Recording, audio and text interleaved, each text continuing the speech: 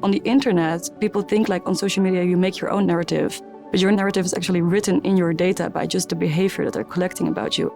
There must be a way to have a better relationship with your digital identity. Mozilla is honoring 25 people who are shaping the future of the internet. Here are their stories.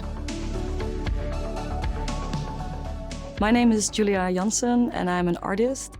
And I make mainly interactive and performative installations to make people aware of long-term consequences of using data, AI, and applications. So when I was in art school, I realized that a lot of my work was about our relationship with technology. People didn't really understand my vision or what I wanted to do. There's also, a lot of teachers and people around me were kind of doubting whether this is something that you should care about and also stand up for. I was a female graphic designer to be, 22-year-old at the time. And I felt like, who am I to talk about these kind of very big topics? Adobe privacy policy, last updated May 3, 2018. So in 2018, 2019, I was very interested in this particular part of the GDPR, which is called giving informed consent. A company must have your informed consent for the processing of your data. And you have to just click, and most people do that blindly. How can that be called giving informed consent?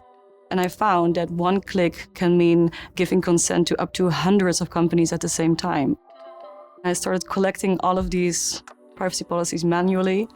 I published it into a book, which is a very, very large book. I built a pop-up radio studio, and I invite people to read from the book for 12 minutes. So it's kind of nice to mobilize people in that way and to unite them via this book, via this performance, and let them speak up, almost kind of way of a protest. Mapping the Oblivion is my latest work, and it's currently exhibited at the Biennale in Venice. And Mapping the Oblivion actually started as a research into the right to be forgotten, the right that we have as European citizens within the GDPR. So you can ask a company to either erase you from the internet or to delete your data that they kind of collected about you.